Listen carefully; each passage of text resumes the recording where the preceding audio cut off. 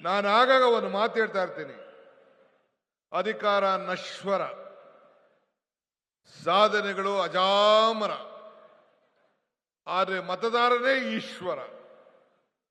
ಕೊನೆಗೆ ತೀರ್ಮಾನ ಮಾಡೋದು ಮತದಾರ.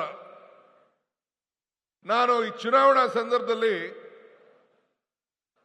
ಈ ಸೀಟು ಖಾಲಿ ಆದ ತಕ್ಷಣ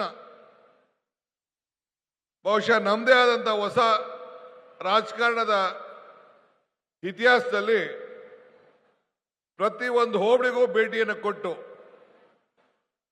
ಬಾಗಿಲಿಗೆ ನಿಮ್ಮ ಸರ್ಕಾರ ಬಂತು ಅಂತ ಹೇಳಿ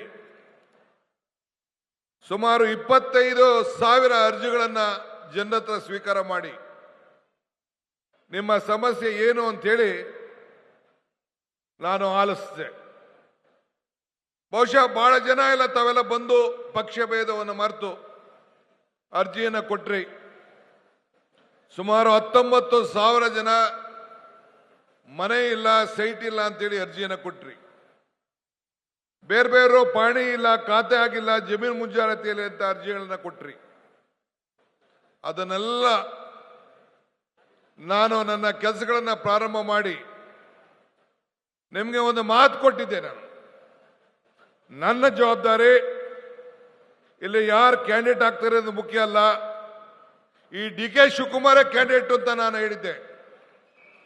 ಇವತ್ತು ಹೇಳ್ತಾ ಇದ್ದೀನಿ, ಯೋಗೇಶ್ ಅಲ್ಲ ಕ್ಯಾಂಡಿಡೇಟು, ಈ ಡಿ ಕೆ ಶಿವಕುಮಾರ ಕ್ಯಾಂಡಿಡೇಟ್ ಅನ್ನೋ ಮಾತನ್ನ ಈ ಸಂದರ್ಭದಲ್ಲಿ ನಾನು ಹೇಳ್ತಾ ಇದ್ದೇನೆ.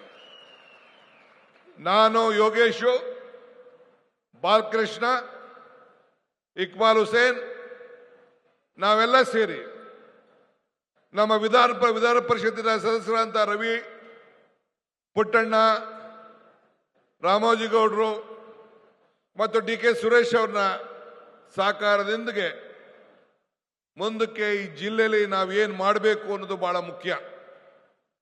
ಈಗಾಗಲೇ ನಾನು ಚರ್ಚೆ ಪ್ರಾರಂಭ ಮಾಡಿದ್ದೇನೆ. ಇಲ್ಲಿ ಬರಕ್ಕಿನ ಮುಂಚಿತವಾಗಿ ನನ್ನ ಎಲ್ಲ ಜಿಲ್ಲಾಧಿಕಾರಿಗಳಿಗೆ ನಿರ್ದೇಶನವನ್ನು ಕೊಟ್ಟಿದ್ದೇನೆ. ಇನ್ನೊಂದು ವಾರದಲ್ಲೇ ನಾನು ವಾರ 8 ದಿನದಲ್ಲೇ ಬಂದು ಇದೇ ಚನ್ನಪಟ್ಟಣದಲ್ಲಿ ಒಂದು ರಿವ್ಯೂ ಮಾಡಿ ಏನೆಲ್ಲ ಮಾತು ಕೊಟ್ಟಿದ್ದೇನೆ ಆ ಮಾತನ್ನ ಉಳಿಸುವಂತ ಕೆಲಸವನ್ನು ನಾವು ಮಾಡ್ತೇವೆ ಅನ್ನೋ ಮಾತನ್ನ ಇವತ್ತು ಮಾದೇಶ್ವರನ ಸನ್ನಿಧಿಯಲ್ಲಿ ನಾನು ಹೇಳ್ತಾ ಇದ್ದೇನೆ.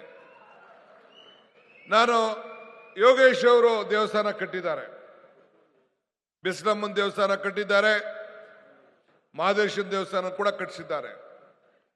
ನಾ ಚುನಾವಣೆಯಲ್ಲಿ ಕೇಳಿದೆ, ಯೋಗೇಶ್ ಅವರು ಚುನಾವಣೆಯಲ್ಲಿ ಅಭ್ಯರ್ಥಿ ಆದ್ಮೇಲೆ ಕುಮಾರಸ್ವಾಮಿ ಅವರಿಗೆ ಕೇಳಿದೆ, ನಾನು ಪ್ರಶ್ನೆ ಹಾಕಿದೆ, ನೀನು ಈ ರಾಜ್ಯದ ಮುಖ್ಯಮಂತ್ರಿ ಆಗಿ ಈ ಕ್ಷೇತ್ರದಿಂದ 2 ಬಾರಿ ಶಾಸಕರಾಗಿ ಈ ಜಿಲ್ಲೆಯಿಂದ 2 ಬಾರಿ ಮುಖ್ಯಮಂತ್ರಿ ಆಗಿ ನೀನು ಮಾಡಿದಂಥ ಸಾಕ್ಷಿ ಗುಡ್ಡೆ, ಒಂದು ದೇವಸ್ಥಾನ ಆಗಲಿ, ಒಂದು ಶಾಲೆ ಆಗಲಿ, 2 ಎಕರೆ ಶಾಲೆಗೋಸ್ಕರ ನಿನ್ನ ಸ್ವಂತ ಜಮೀನನ್ನು ಬಿಟ್ಕೊಡ್ಲಿಲ್ಲ ಕುಮಾರಣ್ಣ ಅಂತ ಹೇಳಿದೆ.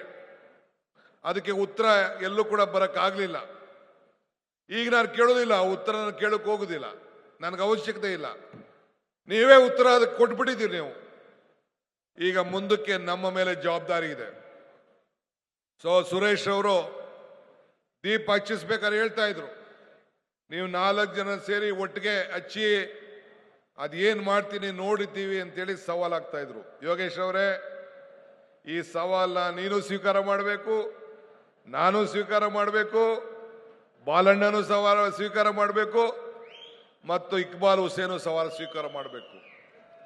ಜನರಿಗೆ ಕಣ್ಣಿಗೆ ಗೊತ್ತಾಗಬೇಕು, ನಾವು ಸಾಕ್ಷಿ ಗುಡ್ಡೆಗಳನ್ನ ಬಿಟ್ಟು ಹೋಗ್ಬೇಕು. ನಾವು ಇವತ್ತು ಚನ್ನಪಟ್ಟಣ ಮತದಾರರಿಗೆ ಅವರ ಕಣ್ಣಿಗೆ ಮಣ್ಣನ್ನ ಬೂದಿಯನ್ನು ಏರಿಸಲಿಕ್ಕೆ ಸಾಧ್ಯ ಇಲ್ಲ ಅನ್ನೋದಕ್ಕೆ ಇವತ್ತು ನಮ್ಮನ್ನ 25,000 ಅಂತರದಿಂದ ಗೆಲ್ಲಿಸಿ ಇಡೀ ರಾಜ್ಯಕ್ಕೆ ಒಂದು ದೊಡ್ಡ ಸಂದೇಶವನ್ನ ಕಳಿಸ್ಕೊಟ್ಟಿದ್ದಾರೆ.